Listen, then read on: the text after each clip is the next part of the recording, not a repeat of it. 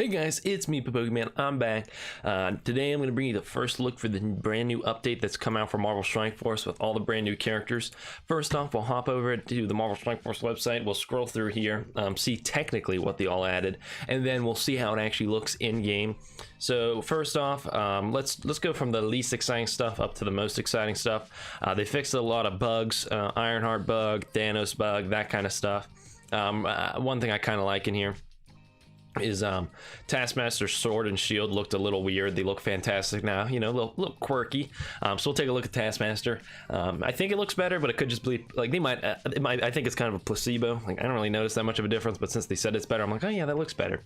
I'm not going to talk too much about the specific changes to Cable and Deadpool because I'll do videos on them eventually. No, Cable and Deadpool, he's mostly the same. He's given stuff to synergize very well with the new characters. Cable actually has become a bit of a monster. Really the best thing in his kit now is that basic attack, where if you watched yesterday's video, I talked about it's weird how you'd have to basic attack to get the charge to then use the special. Now if you use the basic attack and you're not charged, he fills his speed bar by 80%, so pretty much you'll use the basic attack and then you'll almost immediately get to use the special after. Really cool, ton of DPS from Cable there. That's a really interesting part of his kit. In terms of actual new stuff that's come, the 3 new characters, versus battle. Well, I'll talk about this in game. This is great. This is literally incredible. This is awesome. You can quick alliance access. If you just like staring at your alliance members, you can do that. Ability, so the enhanced Deadpool and Cable alliance credits, we'll talk about this. They're really great. You can spend them now in other ways. Health bar visual update, I'm gonna talk about this right now. What they did is they increased the amount of health needed to show a different segment in a character's health bar. They're doing this because ISO 8's coming in August, at least according to the leaks from Valley Flying and the such. So they're probably trying to essentially power creeps occurring. Our characters are getting higher stats. Their old model of how to make bars, it was getting you needed too many bars on a character's health. So they sort of now made it so 1 bar represents a lot more health. The problem is, well, for me, I don't even notice the difference. I'm gonna be honest with you, I don't think my characters are even strong enough to see a difference in the health bars. I don't notice a difference, although people are saying that it feels like their characters are dying faster. So rumor is the health might have gone messed up while they adjusted this. Like your characters might have lost health. Like it looks like they have less health now because of the new bar system, but they might actually have less health. The legitimacy of that, I don't know, because again, I don't even really notice the difference in the first place, but that is a rumor going around, just so you know about that. Offers visual update, I don't know what this even means. And then the Domino event campaign. So let's hop back into the game, take a look at everything. First off, that versus PvP. Before I forget, beautiful, that's incredible. So essentially now, once you reach gear tier 9 with a character, you can go into a balance draft, and the way it works is you can use any character you have a gear tier 9, and then they're sort of maxed out then, and then so it's a balanced draft. So essentially this is incredible. Marvel Strike Force now has competitive viability. Again, I don't think Marvel Strike Force is really a game with a competitive scene meant to be around it. You know, like games like League or something like, okay, this is meant to be a competitive scene. Marvel Strike Force, not really meant to be a competitive scene around this, but it is a competitive game now. Before, you could argue you lost a match because your characters weren't as strong as somebody else's. Now all you have to do is get a character to gear tier 9, and you're allowed to use them in PvP, and they get maxed out in those balanced PvP modes. I think it's great because you still have to unlock the character and invest in them to get them to gear tier 9, so it's not easy to get a character. Well, okay, it's pretty easy to get a character to gear tier 9 in endgame, but it's not like an easy thing completely. So you still have to invest in the characters, and you know, you still have to build them up to get them to be usable in the balance mode. So it encourages you to play the game and unlock the new characters. But now there's like a viable competitive mode. It's particularly great for me because most of the other content creators really have much better rosters than me, so now I stand a bit of a chance now in PvP, so that's nice. Huge fan of that. Again, my only complaint is I wish it was a full mode. Like, just stick it right here. Put a whole new mode right here. I want to queue up and be able to verse people. You know, my alliance, I'm not always able to, you know, they're not always on. I'd like to have a mode where I could just queue up and do some PvP. Like, there's times I'd really just like to do that. I'd like to practice playing the game. Man, I really want them to add a queue for that. Just right here. It's an empty spot. Just put it right here. That whole alliance members thing, if you go to the advanced settings, I have to see if I have it on. Sometimes so quick alliance access. So the way this works is when you go to look at your alliance, they have this little, it's a quicker tab, essentially it's like a little workaround before you'd have to load the little helicarrier, which takes a while. I think loading the helicarrier is the problem. That takes a while to load. So now they added this where you can just not have to load the helicarrier and you can see who's in your alliance. Here's my alliance. Look at that. Anyways, so that's, you know, that's nice if you like staring at your alliance members all day.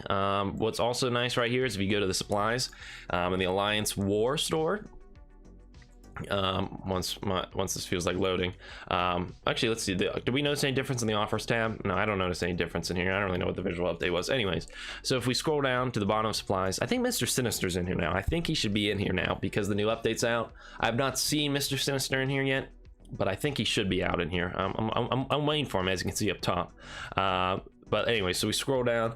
Now you can spend these alliance credits. These usually get put to Stark Stash. And so now if you have an excess, you can then spend them on these Elite 4 credits and stuff like that. I'd say still better value to go for Stark Stash. This is only for late game players when you have maxed out Stark Stash. It's just something to spend it on. I don't even think it's that great of a value. I mean, that's a lot of little Stark credits, but still it's nicer than to have it because there's something late game players had a build up of, so it's nice to give them the option. Another thing that showed up for a little bit and got taken away, an Ultimus credit shop, which is also really great because again, that's a bit of a first world problem, a bit of a whale problem. But right now when you have a character maxed out and you get shards for them, the way it works is they get turned into Ultimus credits, and once you get 2,000 of them, you get to open up these Ultimus orbs. What's big about them is they contain Ultimus shards, so eventually you get to unlock Ultimus. So as you can see, I don't even have them unlocked, and you're still gonna be able to open them up for a while because the thought is you want to max out Ultimus. But it looks like, you know, the problem is for some whales, you have a maxed out Ultimus, so there's no reason to open up Ultimus orbs because no matter what, you're just gonna get more Ultimus shards. So it's just all you're doing is paying 2,000 Ultimus shards to earn 400 Ultimus shards. So what's nice is it looks like they're adding an Ultimus store where you can earn other stuff. Great, that's a great system for whales. Very happy to see that come to the game. That's just another really awesome change. Actually, I'm going to pick that up, these up while I'm here. These are, actually no, I don't need these. Silly me. But I'm actually starting to rank up characters higher now. I actually have my roster built out. Now I'm building up with characters, so I need gear.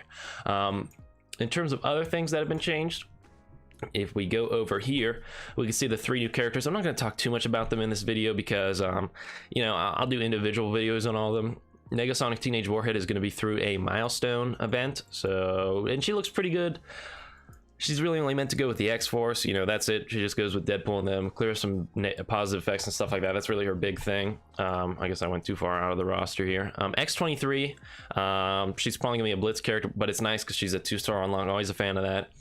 She, I actually think, has potential to be viable outside of the X-Force. I believe it's this right here, this Relentless Assault. No, it isn't. Actually, this is good, though, because she can apply Ability Block. So it is a nice skill, but really it's this right here. Where it's something like what Deadpool does, where he attacks the least health person.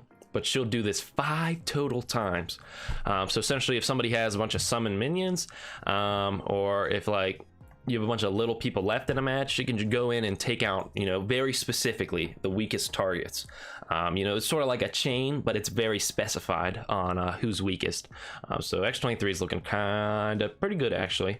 And Domino, similar to Negasonic Teenage Warhead, she's good, but it's really only because she works well with the Deadpool and Cable and the rest of the X-Force members. I don't think there's much for her on her own. So that's about it. I'll do my video tomorrow is going to be on the Lucky tag right here, and who I think's best to use in the Lucky campaign. It's a pretty good roster they're giving out here. You know, character, you could do like a little bit of a, well, yeah, you got like, I think symbiotes are looking pretty good right here, like a Spider-Man symbiote sort of thing, and then put Star-Lord, or maybe you could do like a Hella Loki, like maybe an Asgardians. That's what I'm seeing. I'm seeing a lot of Asgardians, a lot of Spider-Verse. You could also do like Deadpool, Cable, Storm. There's a little bit of a mutant team in here too. But again, I'll talk about them tomorrow, see who's best for the campaign, what are your best options to use for that. But you know, kind of interesting. I'm not really sure what they define as lucky. Wolverine, I don't really consider lucky. He really has a rough life. So, but hey, I'm not complaining that Wolverine's here. It's another mutant you could use on a team. You know, like a Heimdall. Is Heimdall really lucky? Like, how do you guys determine who's lucky? What the heck? I'm not really sure how they pick these. Toad's lucky? It looks like a toad. I don't know if he's really. Anyways, it's neither here nor there. Another thing you might notice is there's a new tag, Unity. So we scroll down. What's interesting, Unity, if I click on it, it's actually purple or pink up here. Now, don't quote me on this, but I think this is the first time I've seen a tag be colored. I'm not sure, that might have happened before, but it seems sort of new to me. But the pink sort of led me to believe, you know, it's also Pride Month right now, and Negasonic Teenage Warhead is a gay character. Actually, fun fact, when I googled this last night, she is the first, I mean, she's not the first gay Marvel character.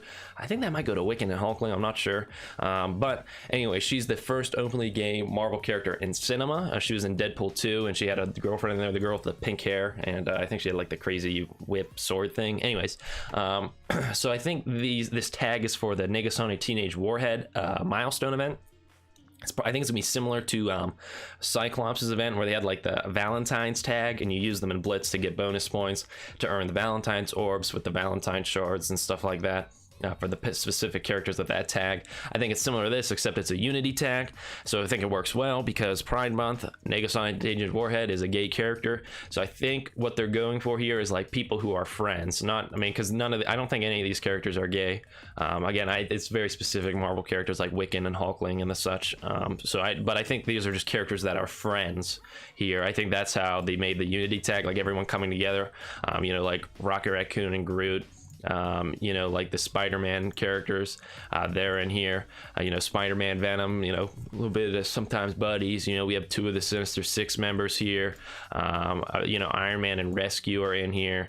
You know, some characters like that. It's some weird, you know, missing characters here. Like Jessica Jones has married Luke Cage. Like, why isn't Luke Cage in here? You know, another team like Storm and Black Panther. You know, they were married at some point. I don't know why they're not in here.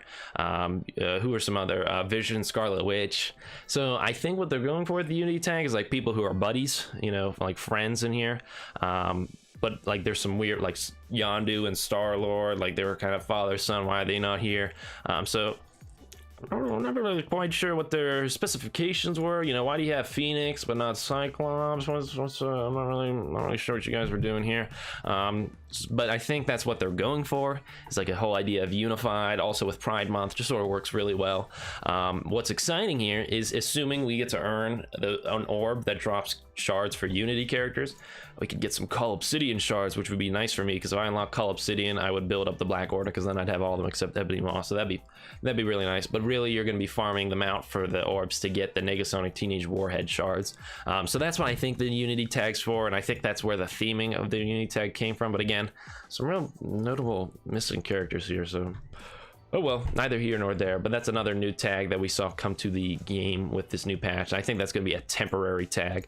One other thing I thought was super nice is, you know, for the past couple patches, when there's been a new character event campaign, the patch comes out and they're like, releasing in 10 days. I'm like, 10 days? What the heck? Why even release the patch if the character's not going to be available for 10 days?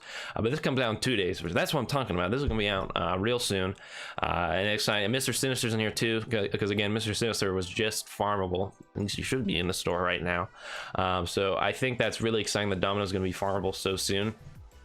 It's another reason why I don't see why you'd buy this offer. I get some content creators do it to make a video about Domino ASAP, but if you're just an average Joe, I wouldn't buy it, because you're literally going to be, we're going to earn Domino in like 2 days. You're literally going to have her unlocked in 2 days. Like, no need to spend $25 right now. You're literally going to have her just like 48 hours.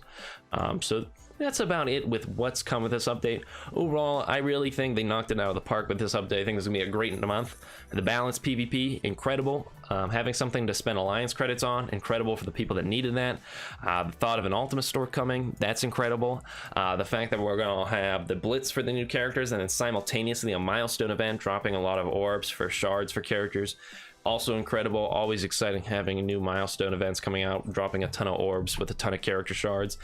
So I don't know, all in all, I think this is gonna be a pretty good month for Marvel Strike Force, and I think they did a really good job with this patch. A lot of really good things coming in this patch. But that being said, you know, what do I really know? Because I am only an 18-year-old. I hope everyone gonna have a happy and healthy day, and I'll see you guys in the next video. Signing off, everyone.